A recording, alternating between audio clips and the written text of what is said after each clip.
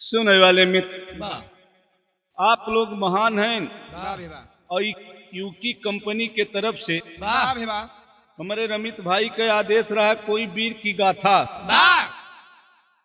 आप श्रोता भैयन से उम्मीद बा, आशा नहीं विश्वास बा कि जरूर पसंद आए।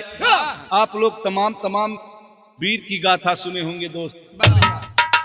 तो इसलिए स्वतंत्रता संग्राम की प्रथम लड़ाई करने वाले हमारे उत्तर प्रदेश के मंगल पांडे दोस्त, इतिहास में नाम अमर हो गया। तेरा स्वर दे क्या वो मुन्ना।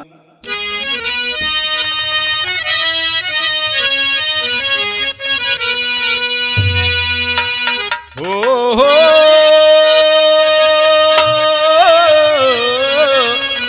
मोरे रामा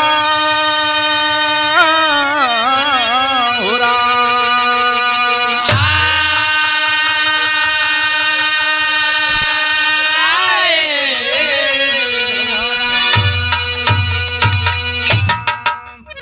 क्रांतिकारी वीर महान और दिलाए आजादी बलवान, जान पर झूल गए अब फांसी नौजवान।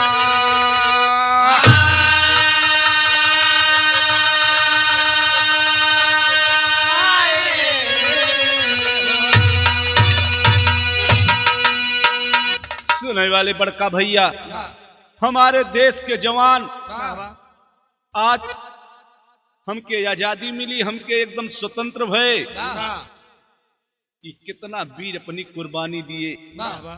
जरा याद करो वह वीरन की कुर्बानी।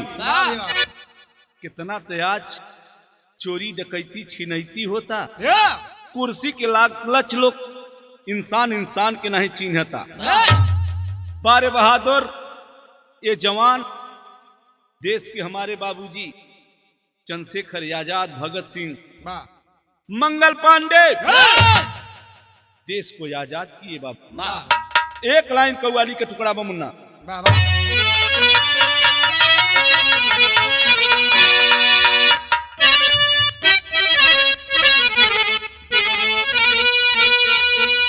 अरे रंग लाती है हिना, हिना माने मेहदी, कवि ने भाव दिया। अरे रंग लाती है हिना, अरे पत्थर पे घिस जाने के बाद रंग लाती है हिना, पत्थर पे घिस जाने के बाद रंग लाती है हिना, पत्थर पे घिस जाने के बाद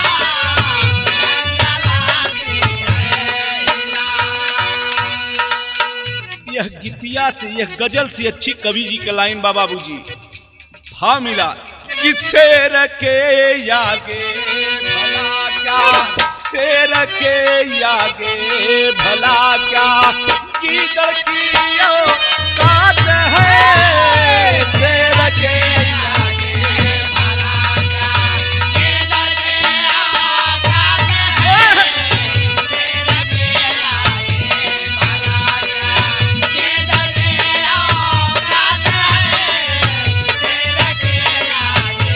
भला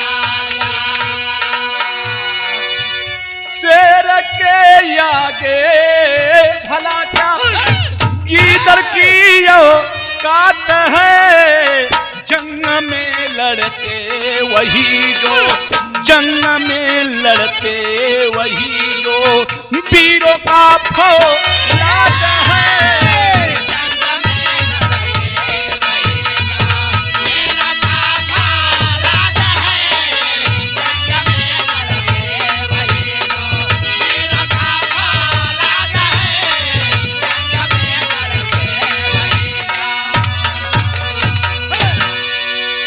सुनाई वाले मित्र, हर बहादुर हमारे देश का, हिंदुस्तान का हर एक नौजवान जिस समय बाबू गोरे अंग्रेज भारत में आए बहुत दुर्दशा की, लेकिन कहानी कहाँ का मुन्ना एकदम जौहरी छंद में जैसे बुल्लू उस्ताद कभों कभों गाँव उनकर थोड़ा सा मधुर लाइन में रहा है। बारे बुल्लू उस्ताद आप इस दुनिया से चले गए, अमर हो गए बाबू। बड़े भाई कहना भी बात कि इस देश का मंगल प्यारा,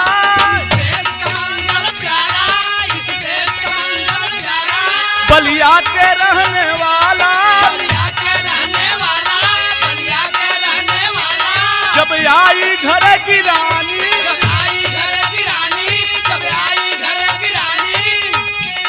1857 लग गई करे जापानी, तब कलकत्ता गए ज्ञानी, अर्जुन गोरा तब करत रहा। सुनने वाले मित्र विचार करना, हमारे हिंदुस्तान के यह यूपी प्रांत के यही बलिया के रहे वाले मंगल पांडे बाबूजी, गरीब घर का लड़का, गरीबी बहुत रही। वह लड़का बाबू गरीबी देख के न घरे खाए के रहा, न पहिरे के कपड़ा रहा।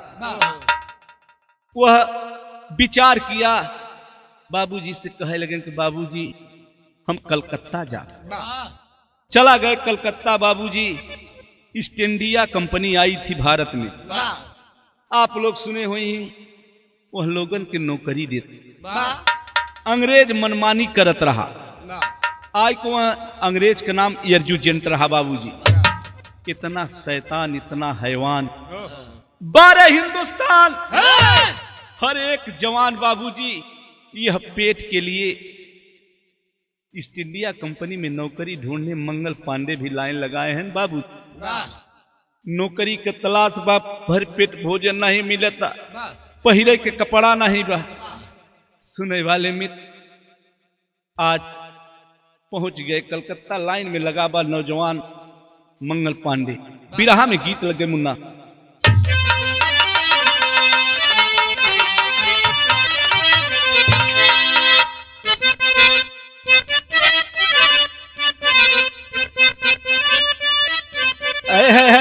अरे खाई गईलू लंगड़ाया मदाम कहियाल देबू।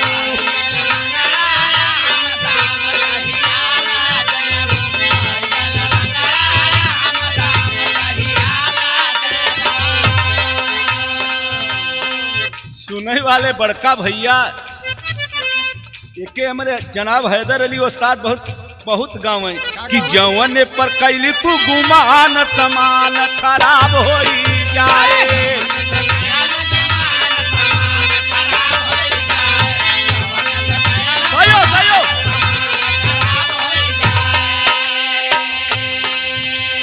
हे बाबू, हे पंचो, जौने समय हमारे हिंदुस्तान का, उत्तर प्रदेश का वीर बहादुर मंगल पांडे लाइन में लगा है, भुखमरी बहुत रही।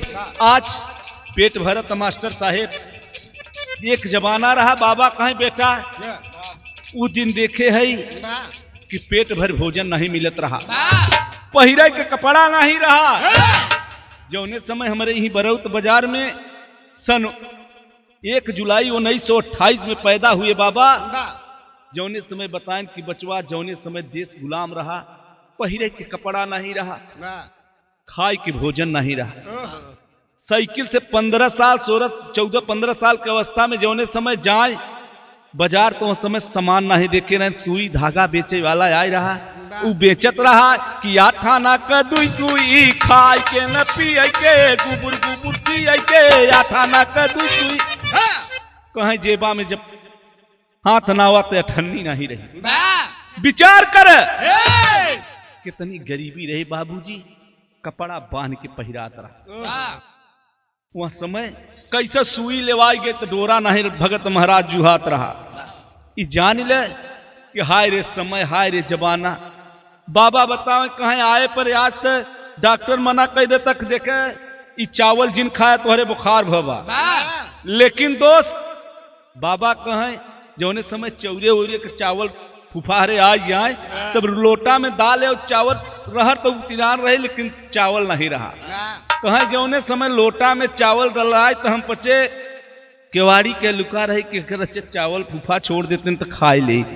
हाय रे जमाना, वह समय की बात बताओ थे। आज तो बहुत कुछ परिवर्तन हो गया, तमाम गीत बदल गए, समय बदल गया। हमारे हिंदुस्तान को जवान भर्ती होता बाबूजी, बिरहा में भाव मिला गोरवन का लगा दरबार यार भर्ती होई गईले।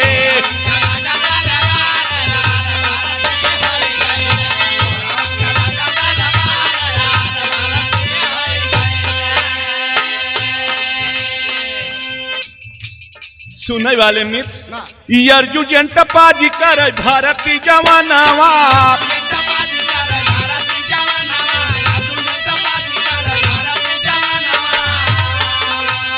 हे बाबू ये भैया भूखमरी बा लाइन लगी बा, बड़े बड़े जवान सटफुटा नौजवान भूखन बाबूजी अपने परिवार के भूखा नहीं देखत है, लाइन लगाए हैं भर्ती हो जाते हैं।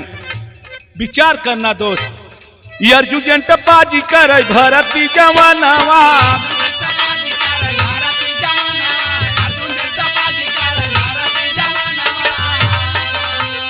देशवा में हमारे मचाए बा तूफानवा।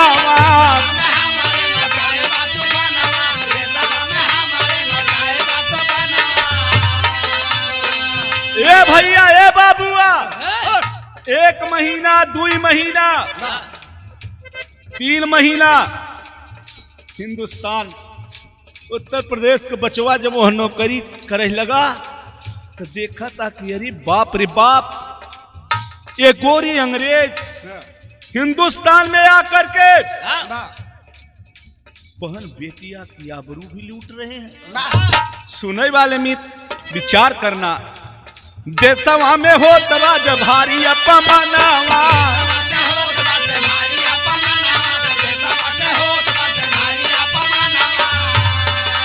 यारे मंगल पारे सोचे उस बार यार भर्ती होई गई।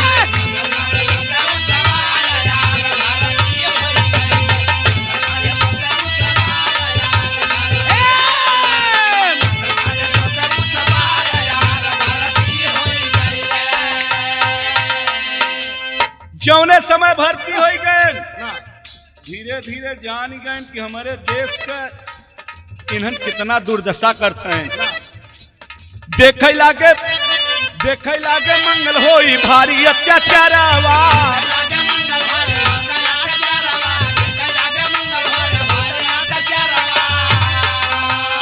अब नहीं रह गोरवन के हम संगवा।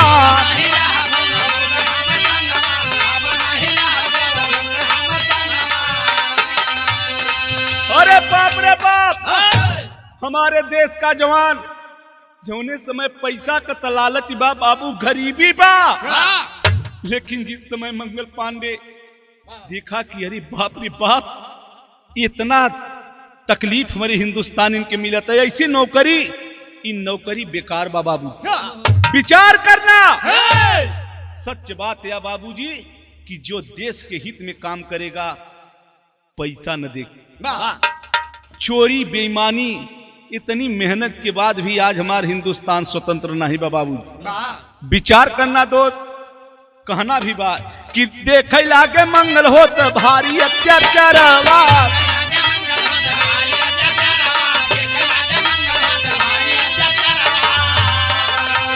या बना ही रह गोरवन के हम संगवा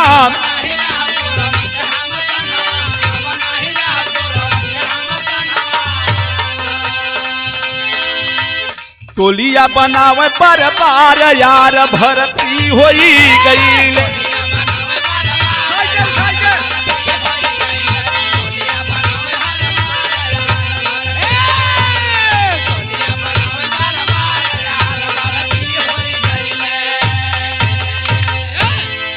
अरे बाप रे बाप जिस समय हर हकीकत को जान गया मंगल पांडे कुल जान गया कि बारे हितऊ हर इतना बड़ा अपमान। अरे बाप रे बाप रो रो के बाबू हर एक जितना वह हिंदुस्तान के जवान रहे ईस्ट इंडिया कंपनी में गौ हत्या बलात्कार सबसे करवावत रहे हमारे देश हमहिन से ऐसा राजनीति अंग्रेज फाने रहन बाबूजी। बिरहा में गीत लगे मुन्ना का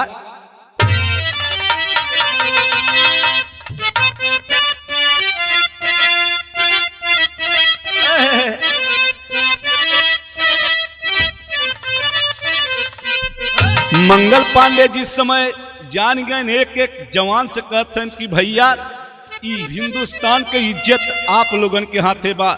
मंगल पांडे रोई रोई कहते हैं लेकिन एक बड़ी अच्छी गीत मास्टर साहब बजाते हैं का कि आज एकादशिया अरे बिहान दुआदशिया तेरसिया के नाम होते रसिया के ना बाबा मांगई मोर गवानवा ते रसिया के ना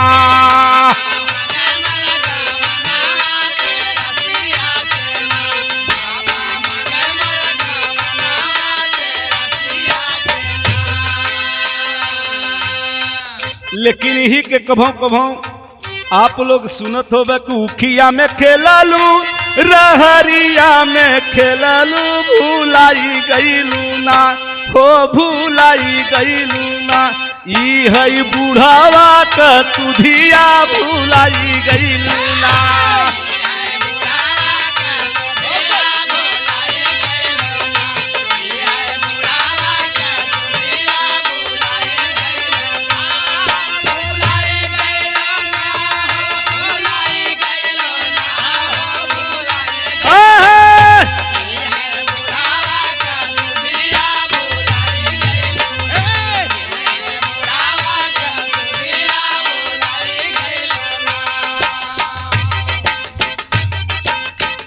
सुनने वाले मित्र भगत महाराज का प्रैक्टिकली गीते यहाँ पर बहुत मस्त होती लेकिन सुनने वाले मित्र मंगल पांडे एक एक आदमी से हाथ जोड़ के रोई रोई के कहते हैं कि रोई रोई मंगल कहाँ आई गई विपतिया दुर्गतिया करेना दुर्गतिया करेना आज पापी बेई मनवाया गतिया करेना।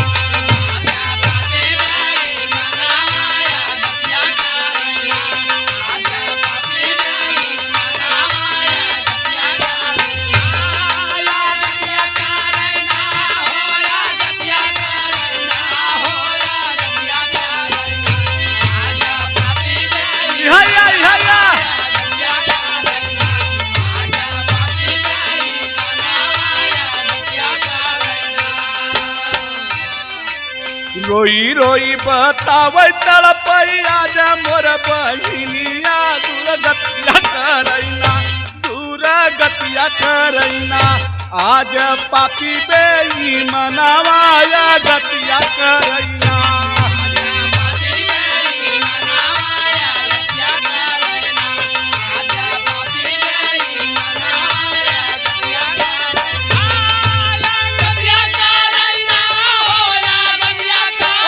भैया बा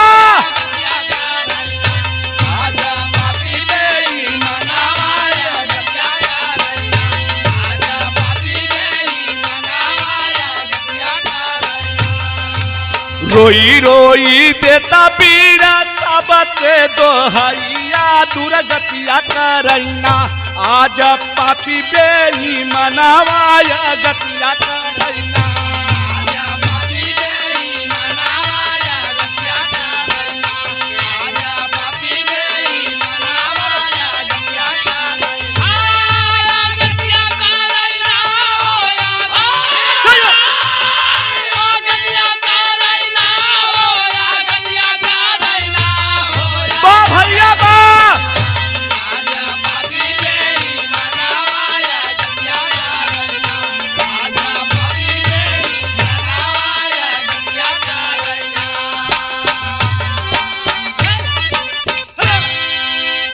सुनई वाले पंचो वह बहादुर जब देखे कि हमारे बहन बिटियन की इज्जत नहीं बा, गौहत्या भी होता, इतना बड़ा जुल्म एक एक नौजवानन से हिंदुस्तान की बहादुरन से जो नौकरी ईस्ट इंडिया कंपनी में कर रहे थे बाबूजी, चाहे के मंगल पांडे रोई रोई के कहे भैया, अरे भैया आज देश की इज्जत भारत माँ रो रही है बाबू। वह बहादुर की बात को सुन के मंगल पांडे ने एक एक जवान को बुला के आज एकता बनाने लगा। बिरहा की शैली में तेरी लगी मुन्ना का हाय, अरे राम गोली से होली खेले बीरावा, अरे तब मंगल पांडे बोले इनकलाब की बोली, गोली से होली खेले।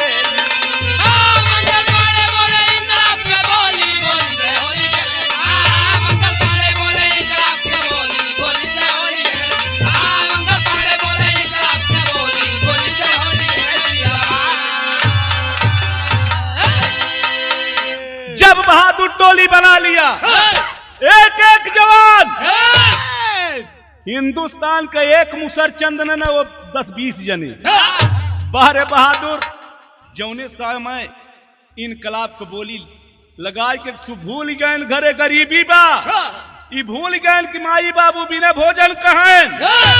बारे भारत माँ के जवान आपके सत सत नमन। ऐसे ही जवान हिंदुस्तान में होना चाहिए बाबू। लेकिन जौने समय गोरन के ललकार दिए बारे बहादुर हमारे देश के जवान, कहना भी बाबा बड़का भैया, कर जोर चला बैरक पूरन,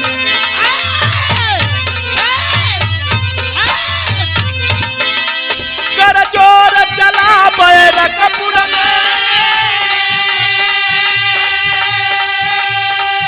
बीरवन का बनाए टोली बा,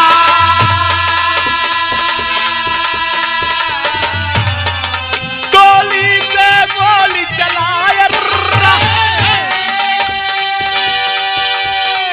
गोरवन से बोलत बोली बा,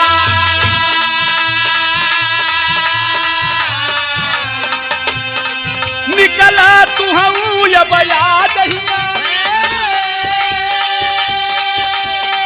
यंग यंग के ऊपर गोली बा, मंगल पांडे बहनों तोहार संगवा में बहिनी तोरी गोली,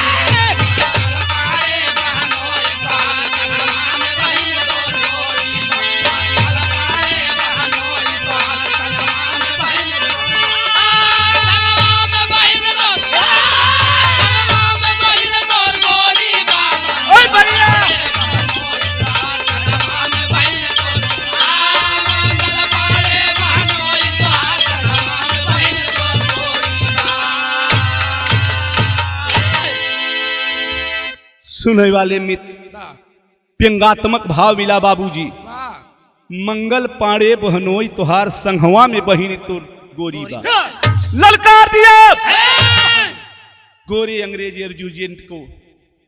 पारे भारत के जवान हमारे हिंदुस्तान के बहादुर जिस समय ललकार दिया एजेंट विचार करता। सुनने वाले मित्र कहना भी बा साहब का, तो मंगल लिए प्रतिज्ञा ठानी, मंगल लिए प्रतिज्ञा ठानी, और वीर का टोली लिए बनानी, अरे डटिका वीर तूफानी संग में लई के टोली, गोली से होली खेले विराट।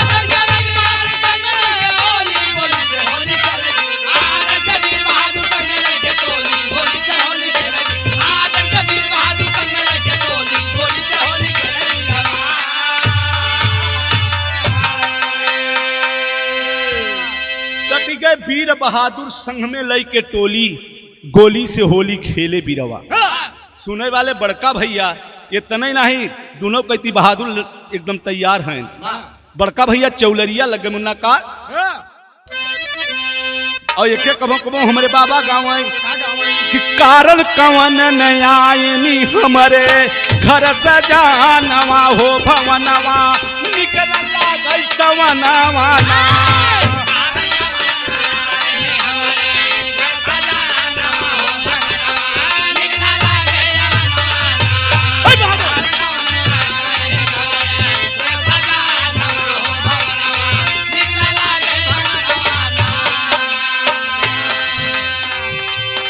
ए भैया ए बाबू जौने समय हिंदुस्तान का जवान और यह मंगल पांडे दोनों तरफ से जवान डट गए बड़का भैया लड़ाई मैदान में चटिका पीरा बहादुर जंगी चटिका पीरा बहादुर जंगी मैदानवा हो भवनवा भारी पटिका तूफानवा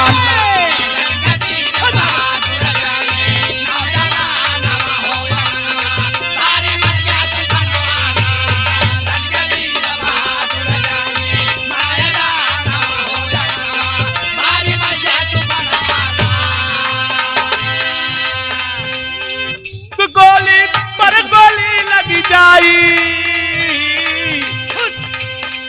दुश्मन था भी करे जा जाई रामा रामा रे हमरे नामा टटिका पीरा बहादुर जंगी टटिका पीरा बहादुर जंगी बालवा नवा हो नवा भाई बड़ी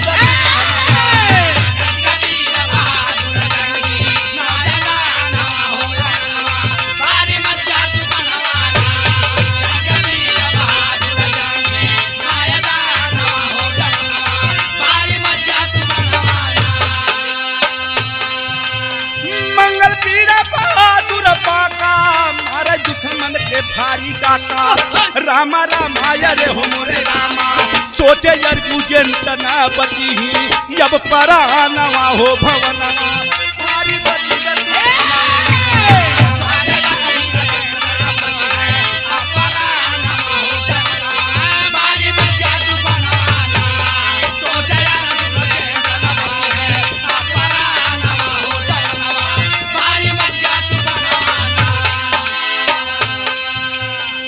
बड़का भैया जौने समय लड़ाई कचकचवा चली हिंदुस्तान का मुसरचंद जवान मंगल पांडे जब पाजी गद्दार पूरी सेना के गिरा दिया बाबू अर्जुन तो बचा कहे मम्मा आज बिना मारे न छोड़ा कैसा मौका पाई के अर्जुन चोरी छिप्पा से भाग दो निकला उन्हन चलाते रहबे भन भगत महाराज कतौ मारे वीर कतौ भगाने वीर मौका पाएगा भगा जौने समय भाग के बाबूजी ओकरे मन में रहा कि बहुत बड़ा ही हमारे कंपनी में रह के जब तक एक सजा न दे तब तक हमके चैन नहीं जा धीरे धीरे कुछ समय बीता बिरहा में पहपट लग मुन्ना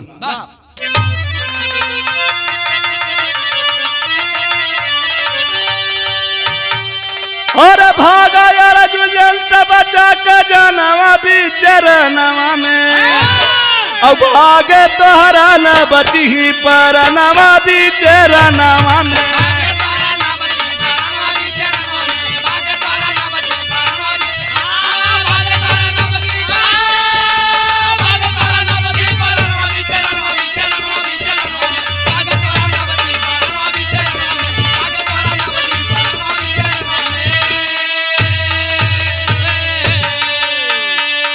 सुनने वाले मित्र भाग गया जिस समय और मंगल पाड़े करत रहे हुगुली नदी पर यातन नवा और घेर ली है पाजी बाबू सुना तू समानवा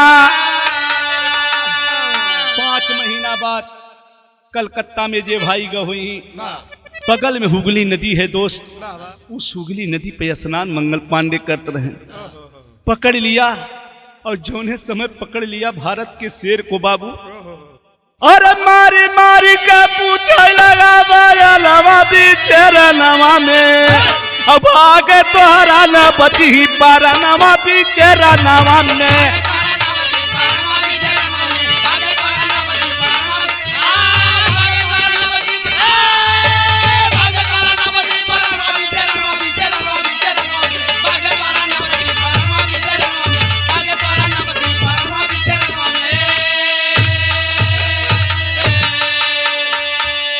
सुनने वाले मित्र जौने समय मंगल पांडे को पकड़ लिया, हाथ पांव को बांध दिया बाबूजी।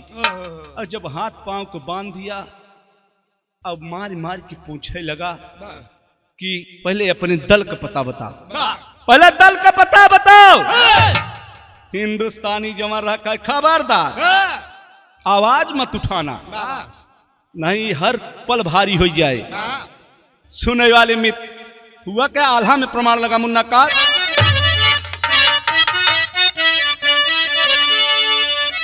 जैसे रे चिड़ैया फांसी आजा जालिया में ये भैया,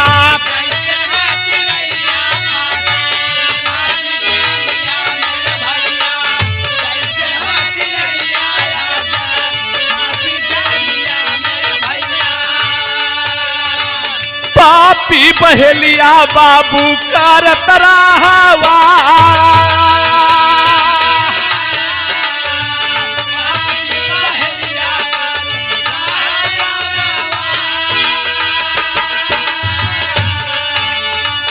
जैसे विपत्ति आई राजा हरिश्चंद्र पर दादा,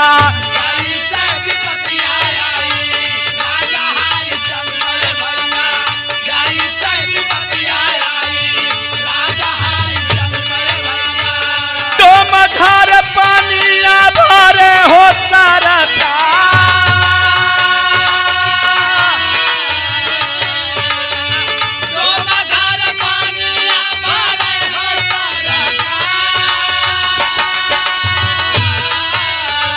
कोई सही विपत्ति आई मंगल पीरावा पर भैया,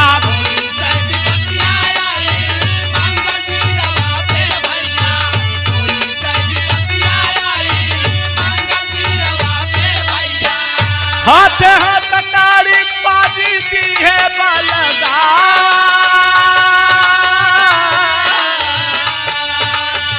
हाथ हाथ नाड़ी बाजी दी है बलदा, मारी मारी पूछे बाजी आजदा सतनवा पंचो,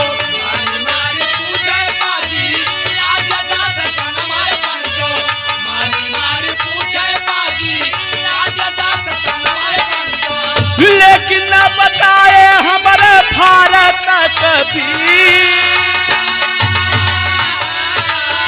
लेकिन न बताए हमारे भारत कभी, हाथ पांव खिलावा था सबका मुदैया बाबू,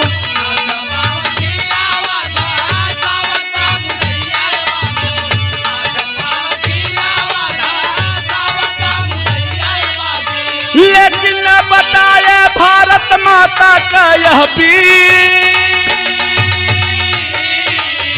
लेकिन न बताए भारत माता के वीर, फांसी वाला साजावा तू नाव पे ही मनवा भैया,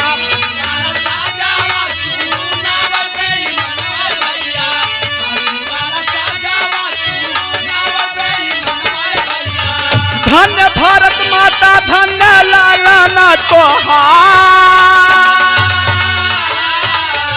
धन्य भारत माता धन्य लाला ना तोहार।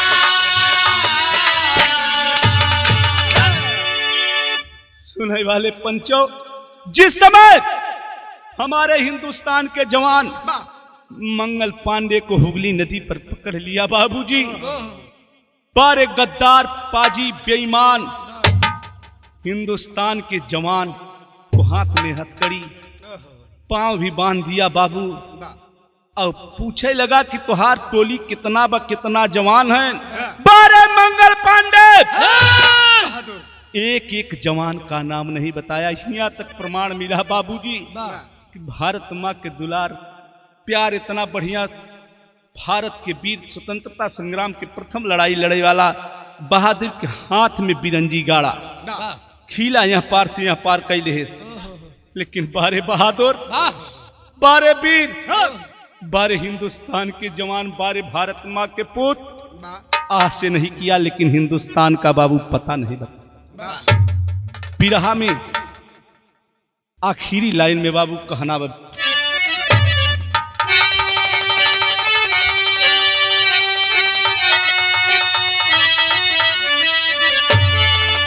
और 8 अप्रैल 1857 में हीरावा और झूले फांसी का झूला नवा भारत कबीरा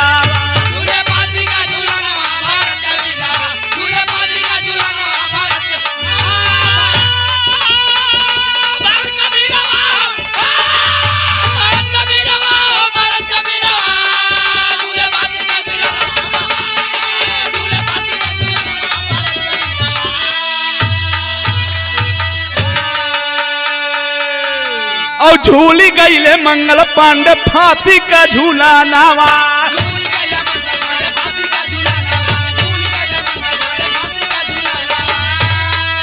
और दसवा में रोवैया जब बहिनी बीरा नाम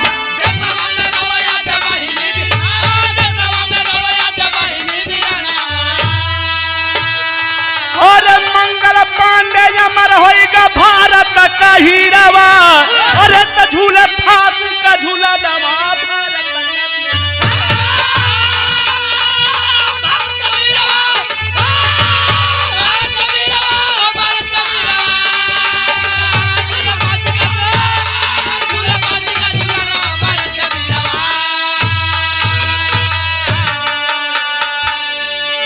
झूल गया बाबू मेरे हिंदुस्तान का जवान।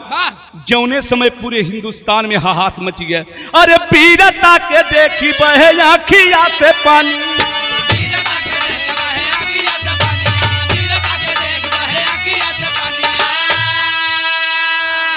और देशवा में रोवैया जमाई बहिनिया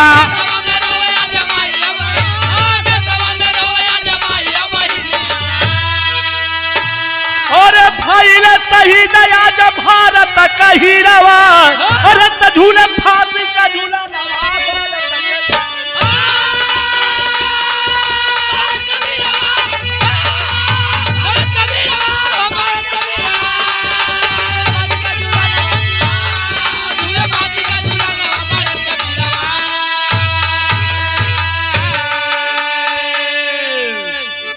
सुनने वाले मित्र 8 अप्रैल 1857 में हमारे देश का जवान मंगल पांडे को फांसी दिया गया है बाबू।